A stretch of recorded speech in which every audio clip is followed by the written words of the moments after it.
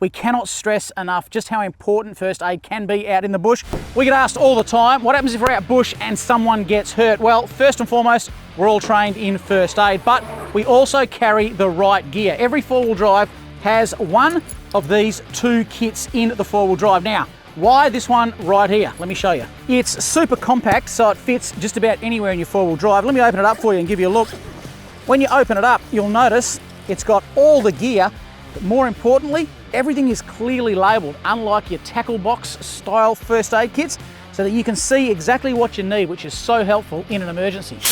Yes, we do see snakes out in the bush all the time. Some of them are damn deadly, which is why we carry this bad boy right here.